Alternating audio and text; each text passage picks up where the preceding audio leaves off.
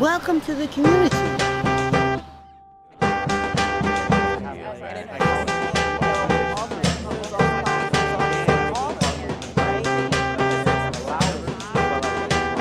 I'm Paris.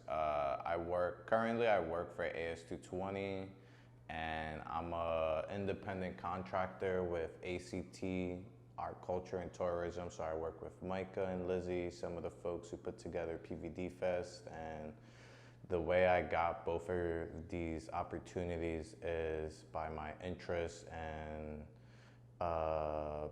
art and curation, which I have been doing for maybe close to 10 years now, working with different organizations, different independent artists and curators in the city of Providence, which is where we are now. And we're also here now at AS220, so it's some of the perks of kind of having access, just being able to have access to a space like this. This work behind me is by Kate Barber, by the way, just so people in TV world can know. But yeah, so artist, curator, person, yeah. Yeah, how did you get involved with doing this type of work to begin with? Just having my own interests in art, originally like photography, video, just trying to create like visuals, and that was the most easy way for me, just taking a picture, like point and shoot video.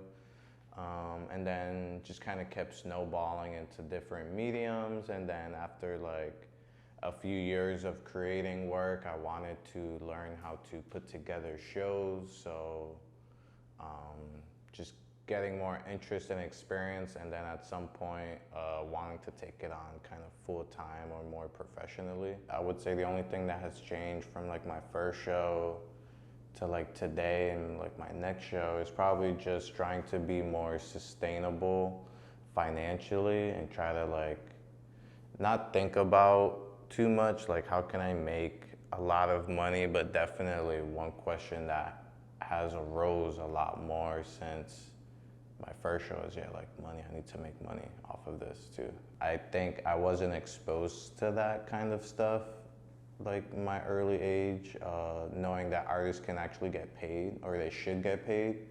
That was like foreign to me. So going through different experiences where like it's a must that artists get paid and stuff, I'm like, wow, cool.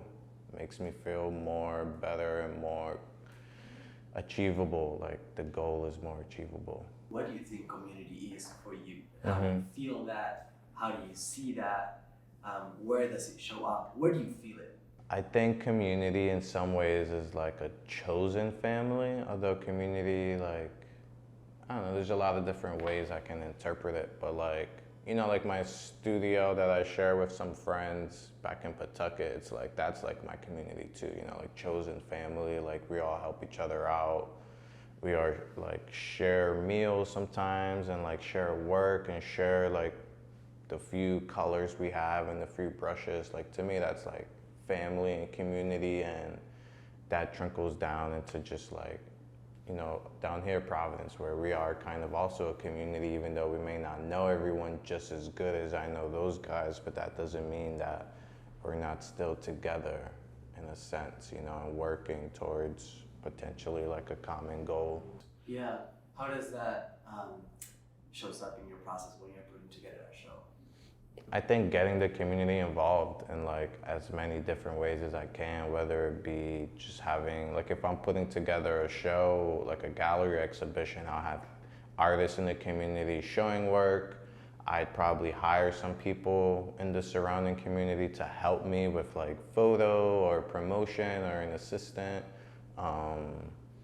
And I try to be conscious of the people I pick, that their goals also align with that. Like I'm not just giving random people like opportunities and jobs, although yes, but I try to be strategic and make sure that this is what I think will help these artists. When you mentioned your own artistic practice, your own studio, do you want to share a little bit about the way you work and like how do you create and what kinds of things do you create?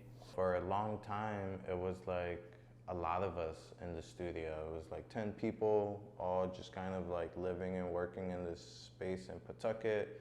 We all do different things, although we all kind of work in the same mediums. So like anywhere from painting to cut and sew, like garment making, clothes, airbrush,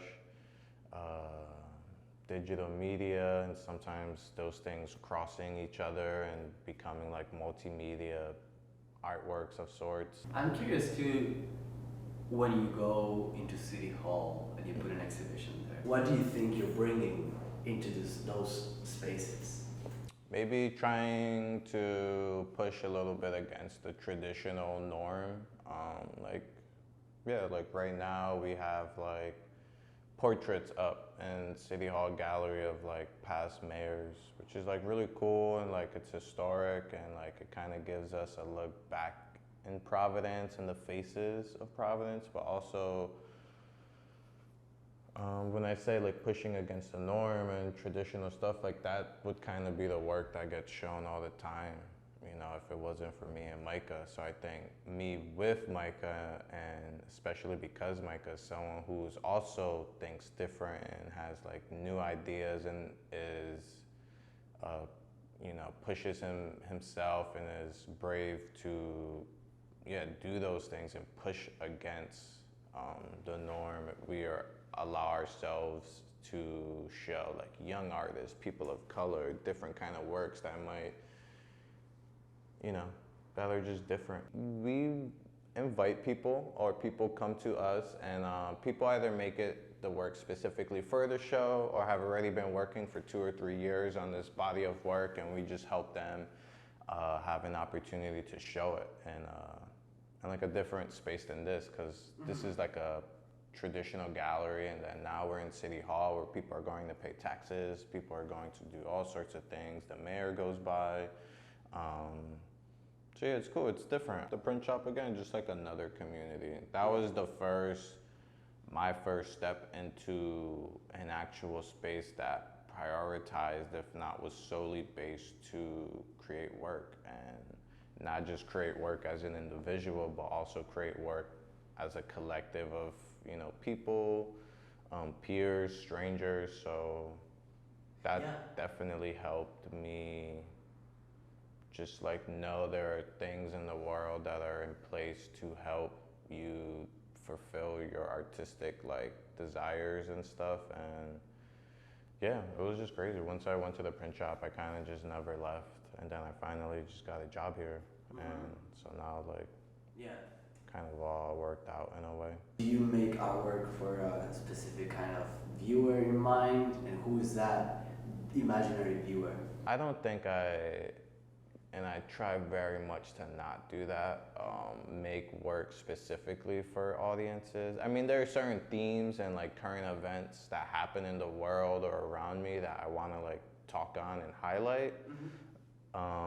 Maybe sometimes there'll be like a person that says something or a situation that happens where I make a direct in response to that, but I don't ever try to make work based on like one person or an audience. I make work to just make work. If there's anyone that I'm trying to make work for, it's just for me, kind of, you know, like what do I want to contribute to the world, and that seems fresh and new and important, you know. Hopefully it has some substance and it actually means something, and it's not just like another pretty artwork, you know, like something that like means something.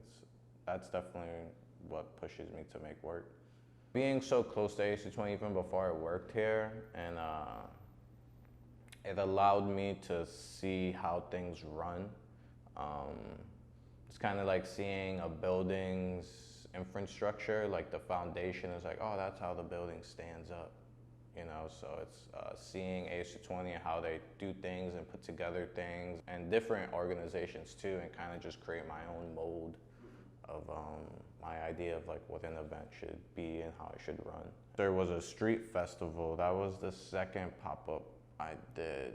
Well, that was the second one that was under like Paris and Friends, which is like a string of like events that I was doing, and that was after like, years from high school doing like small pop-ups throughout the city with friends and stuff. But those are when I really started taking like curation serious and like I'm gonna put together like a big show.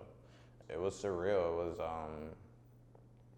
like blocking down like the busiest main street in downtown Providence was like in itself like surreal, and then being able to bring like 60 artists together, having like stages, just working again with the community. Like the event, yeah, like I for the most part put the event together, but without the community involved, it would have just been me there.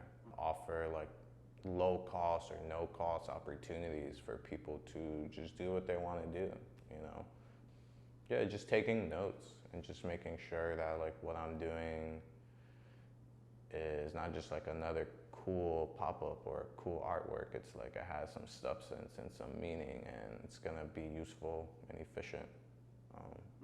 So yeah, it was cool. The mayor was there, a lot of stuff. It was a big budget, and that was all through like ACT, and it was surreal, crazy, walking through it all. Sounds amazing. What was your experience at PV? I was on the Westminster one. Mm-hmm. So not the one where you block the street. Westminster, the 1 month one? Yeah, probably throughout the month. So that was a 1 month pop-up in downtown Providence here on Westminster, in this vacant storefront where it was just vacant, and AS220 at the time, Shay was working here, Shay Rivera. They were communicating with Cornish Associates, just like a building developer, and to get stuff happening for AS220, and I kind of just squeezed in and was like, hey, can I also have the store for like 1 month to do like a pop-up, and AS220 can be like my right hand on it, to just have like a familiar face and not just like a random kid. Like, hey, can I see the keys to your store for like 1 month? This gallery rotates every month, yeah. Every month. My gallery rotated every week. So it was a very quick, like, work up, people in, shop, and then rotate everything down. It's like 2 days to take down everything, to set up everything, and coordinate with like 20 people at a time. So it was a lot. And I remember gearing into the event and telling people about it, and people just like, oh, that's crazy, that's so much. And I was like, yeah, but I don't know, it's cool to me, and that's the point. So many different artists, different backgrounds, artists that came from, it was East Coast too, it wasn't just Rhode Island. There were people that were coming to the event to show from New Jersey, from New York, from Massachusetts, Connecticut even. People would come from, I had like 2 kids come from Connecticut because they seen it online, and they came with their work without even telling me, and they were just, hey, I want to like show work. So it was just crazy and really cool how far it got, and how much the message I was trying to communicate actually communicated to people, and like people got it. So it was really interesting and a cool experience. I gained like a trust with like the community, and that was really cool to see too, that people started being more open to showing work at my events. Yeah, and now working here at AS220, how do you feel like on your day-to-day doing this type of work? Trying to learn every day and trying to make sure I'm just moving forward. Just always making sure today I'm trying to be better than yesterday, both as a person, as an artist, as like a peer, as a brother, in just every way possible, just trying my best. So counting my blessings and not taking advantage of like my opportunity here. Thanks so much. Yeah, no problem. Thank you for this. Appreciate it. Thank you.